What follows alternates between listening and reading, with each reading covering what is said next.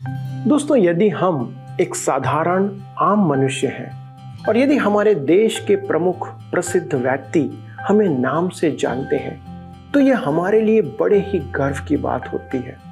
पर क्या आप जानते हैं कि इस संसार का रचने वाला, स्वर्ग और पृथ्वी का, संसार का मालिक, जिससे बड़ा और कोई नहीं है, वह आपको आपके नाम से जानता है और आपसे प्रेम भी करता है। आपके जीवन में वह अद्भुत काम करना चाहता है, तो आप क्या गर्व महसूस नहीं करेंगे यह जानने के लिए कि वह आपको कैसे जानता है? कृपया इस अध्ययन में हमारे साथ शामिल हो जाइए और आशीषों को प्राप्त करिए।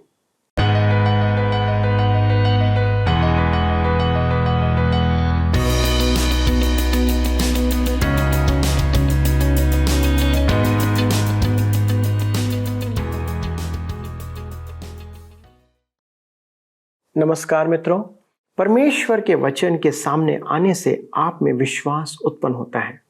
आपको पता चल जाता है कि आपको किस पर विश्वास करना चाहिए और आपके विश्वास का आधार कौन है। आपके हृदय में एक गहरी समझ उत्पन्न होगी कि केवल परमेश्वर का वचन ही विश्वास ला सकता है। मित्रों, आप इस समय सत्य वचन कार्यक्रम देख रहे हैं और मैं आपका इस अद्भुत कार्यक्रम में फिर से स्वागत करता हूं। जीवित परमेश्वर आपको उसके प्रति दृढ़ विश्वास के द्वारा आशीष देना चाहता है। आप कहेंगे, हम तो पहले से ही परमेश्वर पर विश्वास करते हैं, हम नास्तिक नहीं हैं। यह बात किसी पर भी विश्वास करने की नहीं है, परंतु जिसने इस जमीन और आसमान को बनाया है उस पर विश्वास करने के द्वारा हम उसके आशीष को प्राप्त करेंगे। दोस्तों, सत्य वचन उसके पवित्र वचन को प्रस्तुत करता है कि हम जाने कि वह परमेश्वर कौन है, कैसा है और हमसे क्या चाहता है। आइए हम अध्ययन में आगे बढ़ते हुए उसकी खोज करें ताकि उसकी आशीष का आनंद उठा पाएं। मित्रों, आइए आज हम अपने अध्ययन को भजन संहिता 115 से आरंभ करें, जिसका विषय है परमेश्वर की महिमा, क्योंकि वह मूर्तियों के विपरीत है। यह भजन प्रभु यीशु ने अपने शिष्यों के साथ अंतिम फसह के समय और प्रभु भोज की स्थापना के समय गाया था। यह जानना अति रोमांचकारी है कि प्रभु यीशु स्वयं इस भजन को वरन अन्य हलेल भजन गाते थे। हमें इसके लेखक की जानकारी नहीं दी गई है। ऐसा प्रतीत होता है कि बंधुआई से लौटने का उत्सव मनाने वाले इस्राएलियों में से किसी ने यह भजन लिखा था। इसके 3 विभाजन किए जा सकते हैं। पहला, मंडली का गान, पद 1 से 8। दूसरा, लेवी, पद 9 से 11। तीसरा, मंडली, 12 से 18 पद। आप शायद मुझसे सहमत ना हो, परंतु मेरी समझ में इसके ये 3 विभाजन हैं। तो आइए हम भजन 115 उसके 1 को पढ़ें। लिखा है, हे यहोवा, हमारी नहीं वरन अपने ही नाम की महिमा अपनी करुणा और सच्चाई के निमित्त कर। इस्राएली अपनी दीनहीन दशा में हैं, परंतु उसका विश्वास परमेश्वर में है। वे पहले तो परमेश्वर से दूर थे, परंतु यहाँ वे महाक्लेश में हैं और परमेश्वर के सहस्त्र वर्षीय राज्य की ओर अग्रसर हैं। यहाँ आप देख सकते हैं कि 3 पर्वों में यह भजन गाना उन पर अवश्य ही प्रभाव डालता है। अन्य जातियां उनका ठट्ठा करके कहती थी, उनका परमेश्वर कहाँ है। भजन 115 के 2 में लिखा है, जाति जाति के लोग क्यों कहने पाएं, उनका परमेश्वर कहाँ रहा। दूसरे शब्दों में, तुम कहते हो कि वह तुम्हारा परमेश्वर है, तो वह तुम्हारा उद्धार क्यों नहीं करता है। भजन 115 के 3 में हम पढ़ते हैं, हमारा परमेश्वर तो स्वर्ग में है, उसने जो चाहा वही किया है। परमेश्वर ने उनके पापों के कारण उन्हें कष्ट भोगने दिया, क्योंकि यह उसकी इच्छा थी, उसकी योजना में था, उसका उद्देश्य था। अब इस्राएल अपनी विषय परिस्थितियों को परमेश्वर की ओर से स्वीकार करता है। आइए देखें, अब मूर्ति की उपासना करने के लिए उसकी क्षमा याचना सुने। भजन 115 के 4 में लिखा है, उन लोगों की मूर्तें सोने चांदी ही की तो हैं, वे मनुष्यों के हाथ की बनाई हुई हैं। इस्राएल का परमेश्वर स्वर्ग में है, जो सृजनहार है और एक आत्मा है, जिसकी स्थापना मनुष्य ने नहीं की, जबकि अन्य जातियों के देवता मनुष्य की हस्तकला हैं, वे तो सोने चांदी से बनाए गए हैं। भजन 115 उसके 5 और 6 में लिखा है, उनके मुंह तो रहता है परंतु वे बोल नहीं सकती। उनकी आंखें तो रहती हैं परंतु वे देख नहीं सकती। उनके कान तो रहते हैं परंतु वे सुन नहीं सकती। उनके नाक तो रहती है परंतु वे सूंघ नहीं सकती। अन्य जातियों ने अपने देवताओं के सब अंग बनाए परंतु वे उनका उपयोग नहीं कर सकते। भजन 115 के 7 में लिखा है, उनके हाथ तो रहते हैं परंतु वे स्पर्श नहीं कर सकती। उनके पांव तो रहते हैं परंतु वे चल नहीं सकती और अपने कंठ से कुछ भी शब्द नहीं निकाल सकती। दूसरे शब्दों में अन्य जातियों के देवता उनकी सहायता नहीं कर सकते। यशायाह ने मूर्ति उपासना का सर्वोत्तम कटाक्ष किया है जो धर्मशास्त्र में व्यक्त है। वह मूर्ति उपासकों से कहता है, यशायाह 44 उसके 14 से 17 पद में, वह देवदार को काटता या वन के वृक्षों में से जाति जाति के बांज वृक्ष चुनकर देखभाल करता है। वह देवदार का एक वृक्ष लगाता है जो वर्षा का जल पाकर बढ़ता है। तब वह मनुष्य के ईंधन के काम में आता है। वह उसमें से कुछ सुलगाकर तापता है। वह उसको जलाकर रोटी बनाता है। उसी से वह देवता भी बनाकर उसको दंडवत करता है। वह मूरत खुदवा कर उसके सामने प्रणाम करता है। उसका एक भाग तो वह आग में जलाता और दूसरे भाग से मांस पकाकर खाता है। वह मांस भूनकर तृप्त होता, फिर ताप कर कहता है, आहा, मैं गर्म हो गया। मैंने आग देखी है। और उसके बचे हुए भाग को लेकर वह एक देवता अर्थात एक मूरत खोद कर बनाता है। तब वह उसके सामने प्रणाम और दंडवत करता और उससे प्रार्थना करके कहता है, मुझे बचा ले क्योंकि तू मेरा देवता है। मनुष्य को अपनी मूर्ति उठाकर चलना पड़ता है। मनुष्य अपने परमेश्वर को सहारा दे रहा है, परंतु यहोवा परमेश्वर कहता है, मैं परम परमेश्वर हूँ, मैं तुझे उठाकर चलूंगा। क्या आपका परमेश्वर आपको उठाकर चलता है या आप उसे उठाकर चलते हैं? अनेक मनुष्यों के लिए धर्म एक बोझ है जिसे उन्हें कंधों पर उठाना है। क्या परमेश्वर आपको सहारा दे रहा है या आपको उसे सहारा देने की आवश्यकता पड़ रही है? क्या आपको अपने परमेश्वर को सहारा देना पड़ रहा है या आधुनिक मूर्ति उपासना है? अब हम देखते हैं, बैरी ने परमेश्वर की प्रजा का ठट्ठा किया और लेवी उनको उत्तर देते हैं। भजन 115 उसके 9 से 11 में लिखा है, हे इस्राएल, यहोवा पर भरोसा रख, तेरा सहायक और ढाल वही है। हे हारून के घराने, यहोवा पर भरोसा रख, तेरा सहायक और ढाल वही है।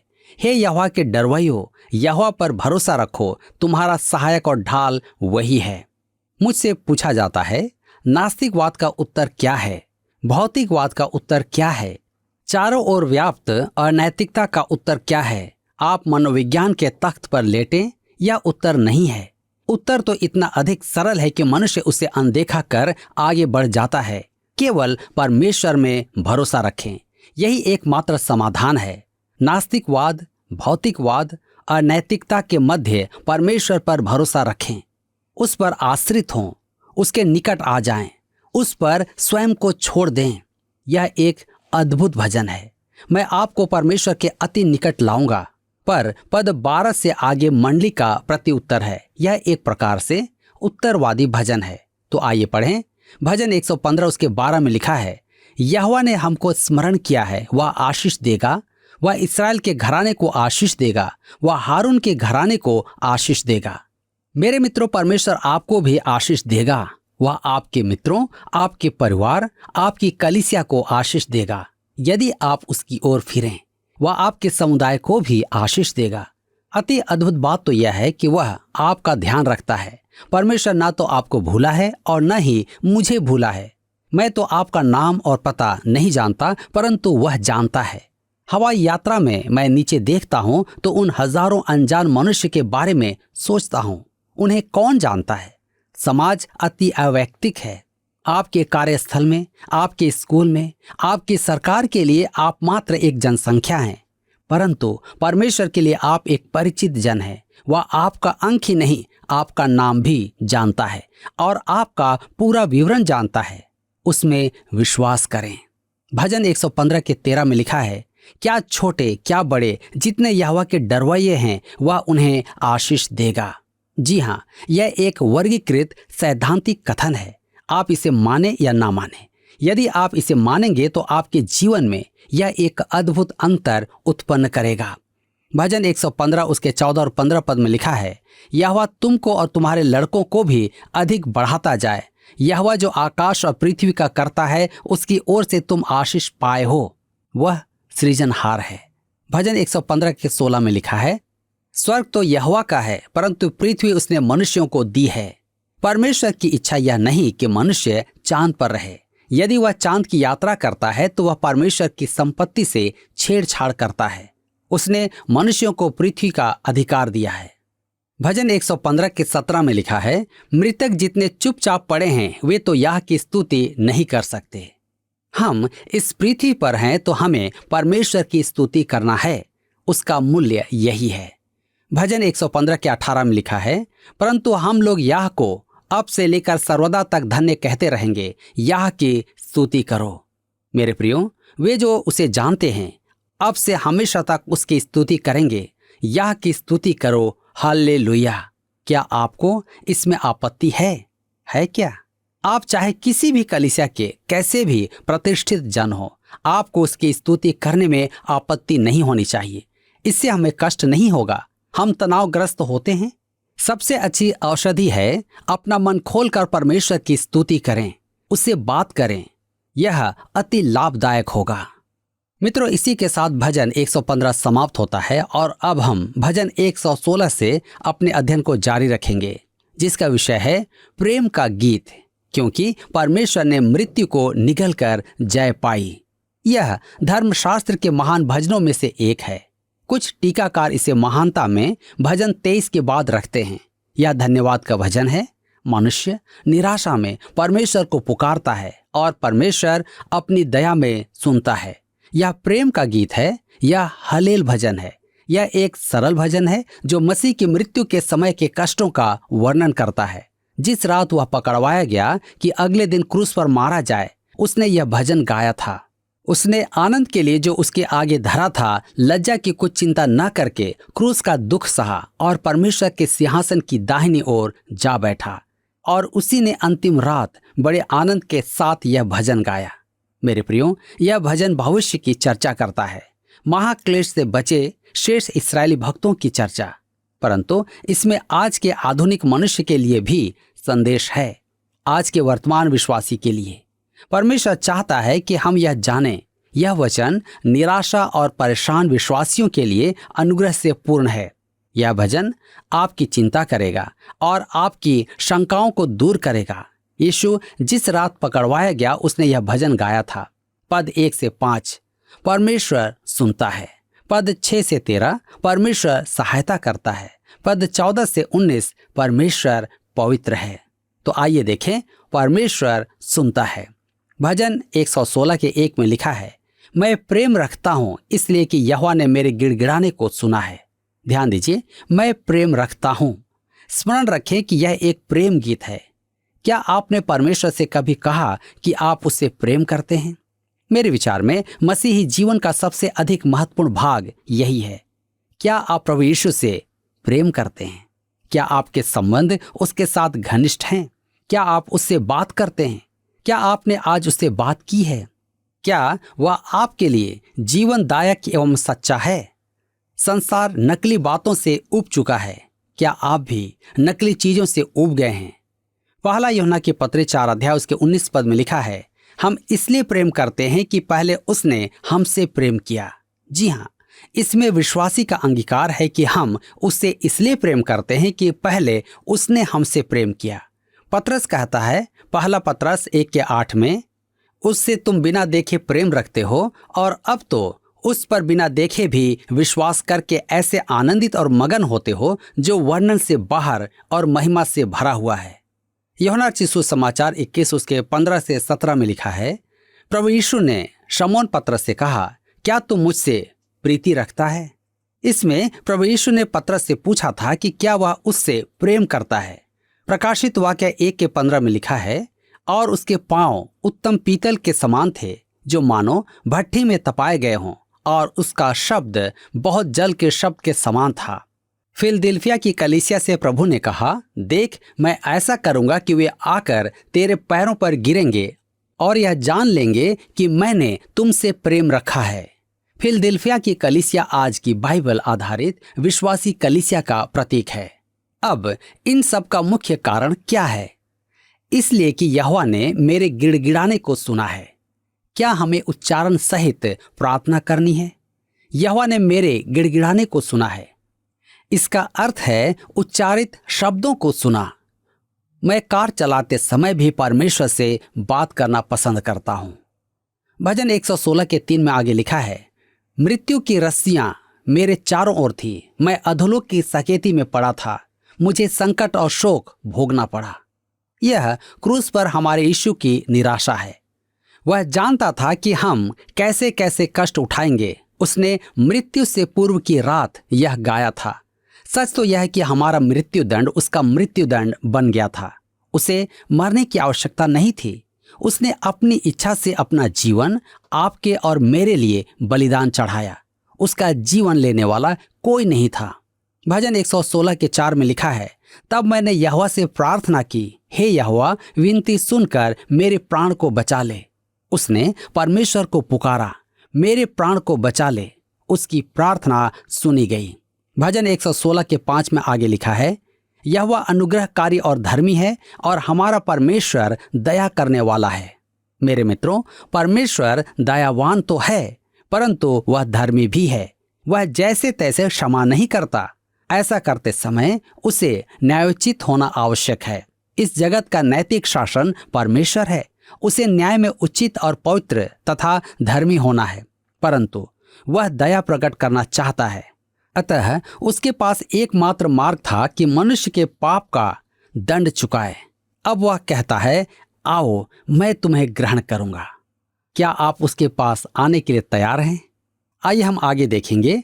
परमेश्वर सहायता करता है। भजन 116 उसके 6 और 7 पद में लिखा है, यहोवा भोलों की रक्षा करता है। जब मैं बलहीन हो गया था, उसने मेरा उद्धार किया। हे मेरे प्राण, तू अपने विश्राम स्थान में लौट आ, क्योंकि यहोवा ने तेरा उपकार किया है। कठिन, तनावग्रस्त, निराशाजनक दिन के बाद हमें शांत स्थान की आवश्यकता होती है कि वहां हम अपने पापों का अंगीकार करें, वचन पढ़ें और परमेश्वर से बातें करें। यह आत्मा का पवित्र स्थान है। हम सबको इसकी कैसी आवश्यकता है। हे मेरे प्राण, तू अपने विश्राम में लौट आ। इससे हमें परमेश्वर के लिए संसार का सामना करने की क्षमता प्राप्त होगी। भजन 116 के 13 में लिखा है, मैं उद्धार का कटोरा उठाकर यहोवा से प्रार्थना करूंगा। यह फसह का कटोरा था जो उस समय आपस में बांटा जाता था। वे कटोरे से पीकर आगे बढ़ाते हुए गाते थे, मैं उद्धार का कटोरा उठाकर। वे जानते थे कि उद्धार का कटोरा उसकी ओर संकेत करता था जो आने वाला था। मेरे मित्रों, मैं सोचता हूं कि क्या यही वह कटोरा था जिसके विषय में यीशु ने कहा था, इसे ले लो और तुम सब इसमें से पियो। मैं इसे उस दिन तक फिर कभी न पीऊंगा जब तक परमेश्वर के राज्य में न पीऊं, क्योंकि मुझे कल एक दूसरा कटोरा पीना है। तदुपरांत गतसमनी में उसने प्रार्थना की कि उससे वह कटोरा टल जाए, क्योंकि उसका पवित्र स्वभाव पापी होने से कतरा रहा था। तथापि उस आनंद के लिए जो उसके आगे धरा था, उसने क्रूस की मृत्यु सहन की। इब्रानियों के पत्री 12 अध्याय के 2 पद में लिखा है, और विश्वास के कर्ता और सिद्ध करने वाले यीशु की ओर ताकते रहें, जिसने उस आनंद के लिए जो उसके आगे धरा था, लज्जा की कुछ चिंता न करके क्रूस का दुख सहा और सिंहासन पर परमेश्वर के दाहिने जा बैठा और अगले दिन आनंद के साथ क्रूस की मृत्यु स्वीकार की। अब हम तीसरी बात देखेंगे, परमेश्वर पवित्र है। यह भजन का अंतिम भाग है जो प्रकट करता है कि परमेश्वर पवित्र है। उसकी पवित्रता महत्वपूर्ण है। यही कारण था कि उसे हमारे पापों के लिए मरना पड़ा। भजन 116 के 15 में लिखा है, यहोवा के भक्तों की मृत्यु उसकी दृष्टि में अनमोल है। प्रभु यीशु की मृत्यु परमेश्वर के लिए अत्यधिक मूल्यवान थी। इसी प्रकार महाक्लेश में शहीद होने वालों की मृत्यु भी परमेश्वर के लिए मूल्यवान होगी। इस समय अनेक विश्वासी शहीद होंगे। हम इसे वर्तमान में प्रासंगिक बना सकते हैं। परमेश्वर की संतान की मृत्यु उसके लिए अत्यधिक मूल्यवान होती है।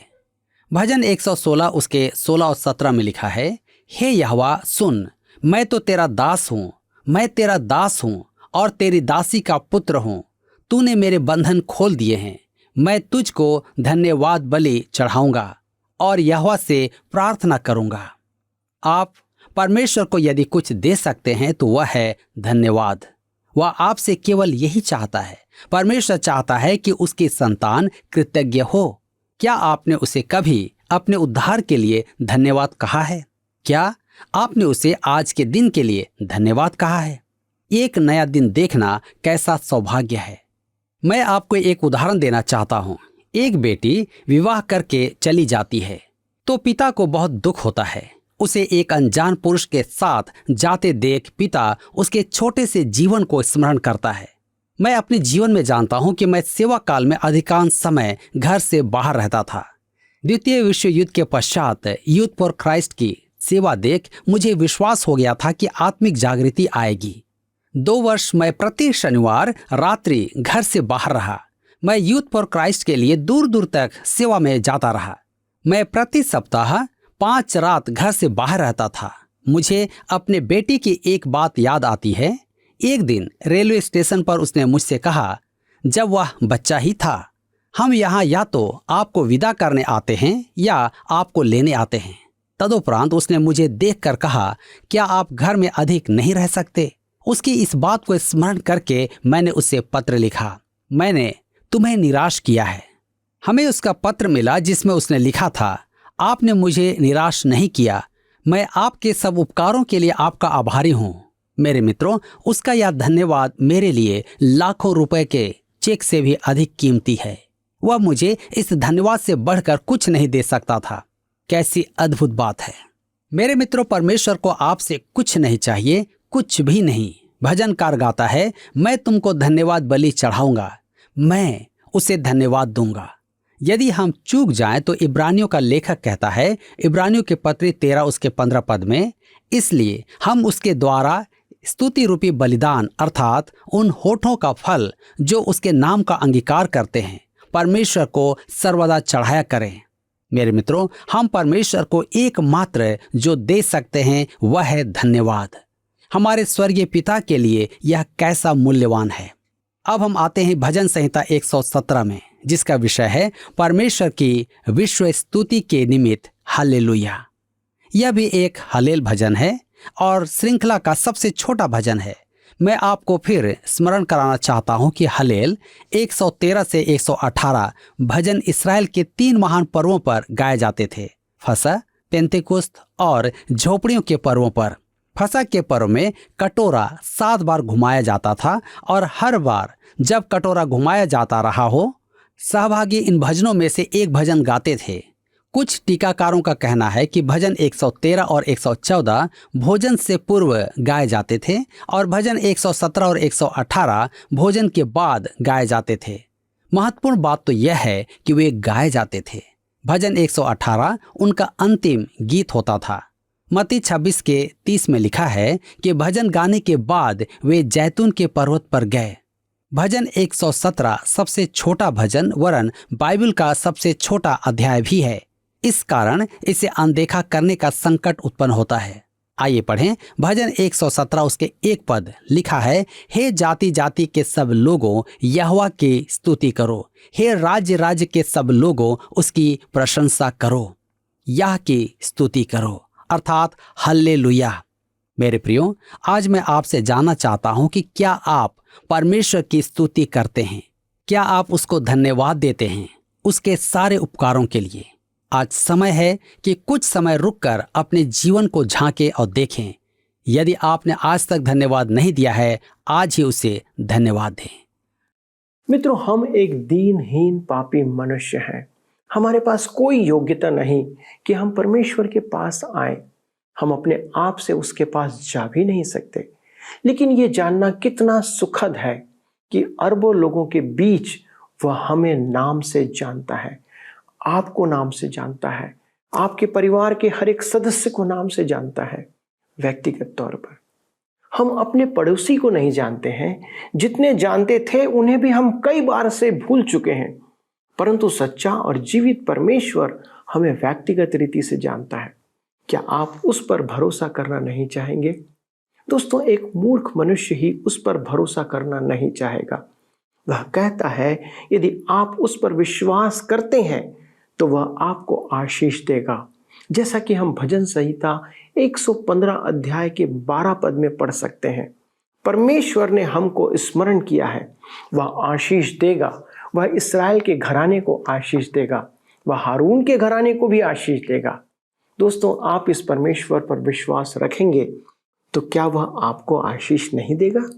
ये परमेश्वर का सिद्धांत नहीं है दोस्तों, आपके विश्वास का वह आदर करता है।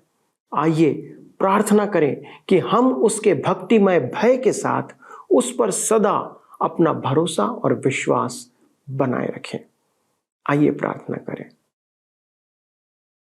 स्वर्गीय पिता परमेश्वर, हम एक बार फिर आपको धन्यवाद देते हुए आपके सन्मुख आते हैं कि प्रभु आपने हमें अपने विश्वास में बुलाया। प्रभु, विश्वास हमारे हृदय में डाला कि हम प्रभु यीशु मसीह पर विश्वास कर पाए। पिता, मैं आज विशेष प्रार्थना करता हमारे दर्शकों के लिए कि बहुत सी बार प्रभु हमारे जीवन की परिस्थितियां, दुख, परेशानी और विपत्ति हमें उस विश्वास से डिगा देती हैं।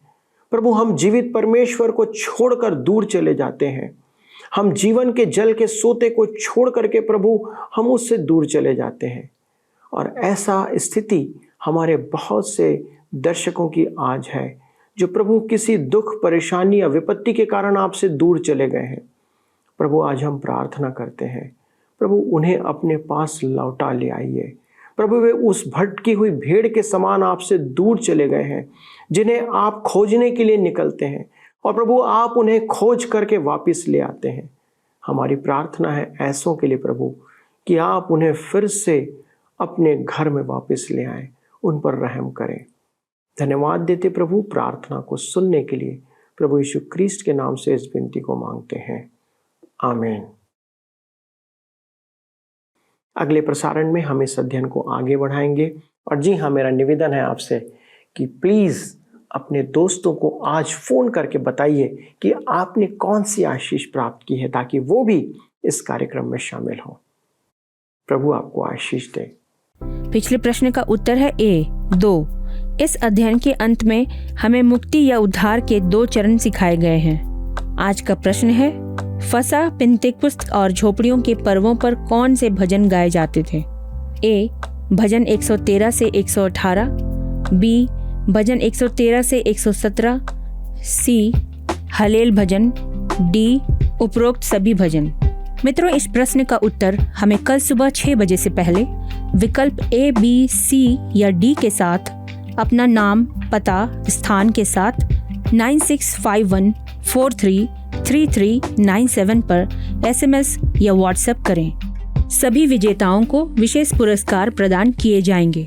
धन्यवाद। क्या आपको यह कार्यक्रम पसंद आया? अभी हमें एक मिस कॉल करें और आप अगले विजेता हो सकते हैं।